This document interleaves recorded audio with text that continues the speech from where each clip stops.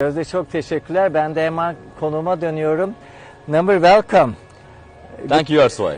Good to have you as a host, as a guest here. Love to be the host too. Namir is the chairman of MENA Fintech Association, and you are a founder of a startup named Fields. Correct. First of all, we are living in Dubai, and Dubai is hosting a very important organization, COP28. What is your observations and takeaway? And how do you feel that Dubai is hosting this organization? So first of all, it's a pleasure to be here, and I think this COP has been a course-correcting COP.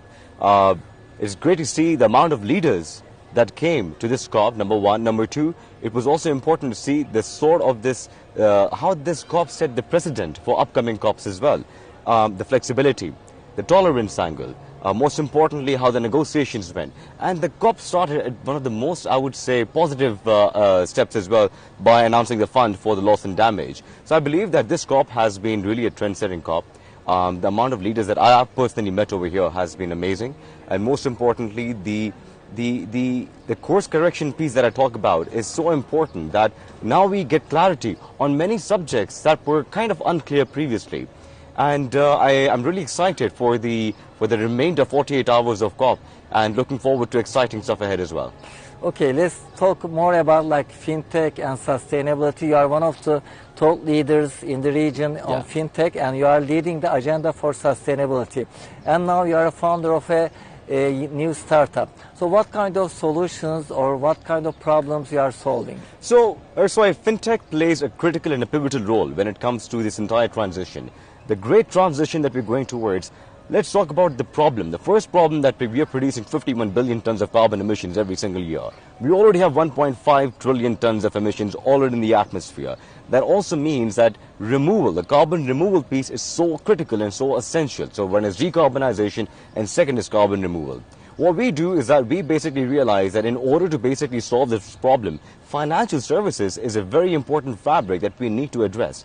And for that, what we did, we built a platform to ensure that we're able to enable businesses of all sizes to actually start calculating carbon emissions. And this is what businesses need to do today, one.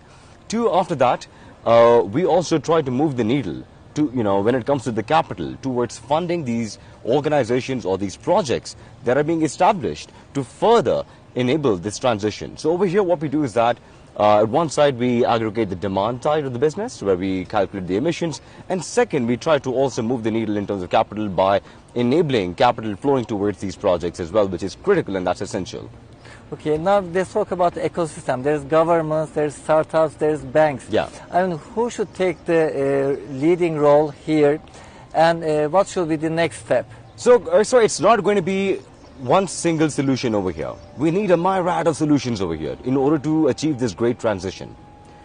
So it's not just going to be banks. It cannot be just governments. It cannot be just the private sector itself.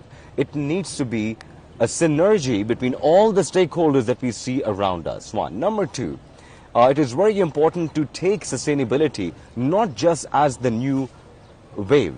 Sustainability is a requirement. It is a need of the hour. And third is going to be that taking more relevant action as well. So when corporates are going to be taking steps, it is very important for them to understand what is the difference between real, genuine impact. Second, what is the element of greenwashing as well, which we need to steer clear away from. Yeah, I'd like to ask as a last question is, I mean, everybody's talking, of course, nice things, targets, but of course there's greenwashing, and before the interview we were talking about Turkey's action. Yes. So can we finish with a last message and mention about this greenwashing? So first of all, greenwashing is a very, very critical thing that every single organization and every individual should be worried about. We need to take care that if we are sourcing our solutions, be that tech solutions or be that any other solution that we are procuring, are they really genuinely sustainable or not? Data is critical, data is important. And I would definitely give credit to Turkey on basically ensuring that in order to basically curb this problem, it is, you need to, if you are saying that you're sustainable, then you need to be really proving it that you're sustainable. You're genuinely sustainable. You also passed laws and regulations on this. You cannot claim to be sustainable unless you prove yourself that you are actually a genuinely sustainable organization as well, or producing sustainably. And most importantly, I would recommend the usage of blockchain, right? So one is having laws and regulations being clearly defined in terms of steering away or staying away from greenwashing. Second is going to be leveraging blockchain. The blockchain's use, I would say, is one of the biggest use cases is carbon credits itself, to ensure there's no double counting in the system, to ensure that the emissions that are being calculated are genuine. There is no forging of the data. It is so important because this is what that is going to direct all of us towards a genuine impact and, of course, the great transition that we're heading towards. So I would just certainly say to end this is that greenwashing is something that we all need to be very cautious of.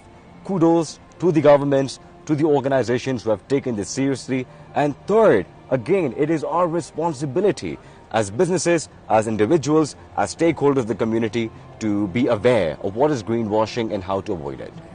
Thank you very much for this wonderful conversation. Thank you. Thank you. Evet, COP28'den röportajlarımız devam edecek.